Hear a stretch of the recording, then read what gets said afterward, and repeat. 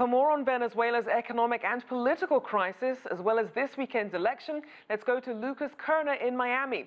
He's a political analyst and editor for VenezuelaAnalysis.com. Welcome to the show. Great to be here. Now, President Maduro said that if he won the election, quote, "I will dedicate myself to making all the economic changes that Venezuela needs for rebirth." So what are the key economic reforms that Venezuelans need?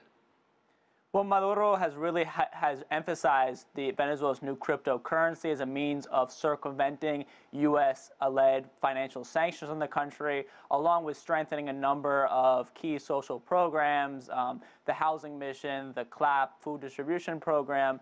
But I mean, the key issue that seems to be at play here that Maduro has not yet really emphasized is the issue of the exchange controls. That Venezuela has yet to really liberalize its exchange rate, has maintained very tight currency controls that have really been fomenting hyperinflation. The opposition candidate, Henry Falcon, has proposed dollarization, which would necessarily imply a compromising Venezuela's sovereignty and really shackling itself to the U.S. dollar, which obviously would bring a lot of problems. But the key issue is Maduro hasn't really made any clear economic proposals before the elections, but he is promising decisive measures after Sunday. So we know that Maduro has put forward the idea of this oil-backed cryptocurrency, the petro. Other candidates, as you mentioned, have suggested using the dollar instead. But how far do these suggestions go in actually tackling the underlying issues of hyperinflation? Yes, I mean, the fundamental issue is that the fact that basically Venezuela's access to U.S. dollars is not fully legalized as a result of these exchange controls. And as long as that remains the case, as long as there's the current DICOM official rate remains 80,000, but the black market rate remains 800,000, if this is not floated in a way that is able to ensure the flow of dollars, but at the same time, social investment, kinds of community soup kitchens, other kinds of neighborhood organizations the government promotes, that these two sides of the same coin, basically facilitating a certain controlled liberalization, as economist Mark Weisbrot proposes, as well as Francisco Rodriguez, the opposition economic advisor, but at the same time maintaining the kinds of social programs to protect the population from the consequences of this liberalization. I mean, that, in my mind, would be key, and a number of economists have proposed that, but that remains to be seen.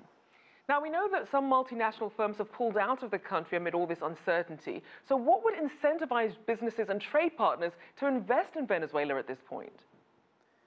I think the key issue is U.S. sanctions. That, since this is even admitted by the opposition's economic advisor, Francisco Rodriguez, that Venezuela's designation as a national security threat to the United States has deterred many firms from doing business in Venezuela. And Trump's sanctions as of last August, the financial sanctions, prevent U.S. banks from lending to new loans to Venezuela and to its state oil company, PDVSA. So I think that really eliminating international sanctions by the United States, by the European Union, by Canada against Venezuela is the first step towards creating conditions for recovery within Venezuela.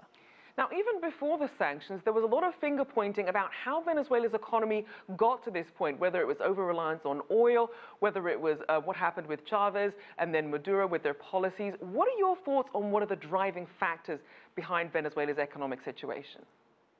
The issue is that you have a country that depends on oil for 96% of its export earnings. It's a total, it's effectively a banana republic in that sense, and this is a result of 100 years of dependence upon oil, of basically U.S. imperialism that has imposed this particular monoculture on the country. So it's a very complex issue of, how do you invest in other sectors of the economy, particularly when you have an oil bonanza like you did the last decade, in which, basically all of the profits from that tend to go into the oil industry and, are ultimately sucked up, and capital flight leads them to be accumulated in other bank accounts, or they go into imports, taken by transnational corporations. You have import fraud. So I mean, it's a very complex issue. So there definitely needs to be a decisive commitment on the part of the government to promote agricultural production, and the government has, in its defense, taken some measures in supporting campesinos or peasant communities within the country, supporting land occupations who are actually producing. So I think that taking more decisive steps in this direction, supporting the communes, which are local community organizations that combine direct democracy with economic democracy. That is the answer, I think, in the long term. All right, thank you so much, Lucas Koerner from VenezuelaAnalysis.com.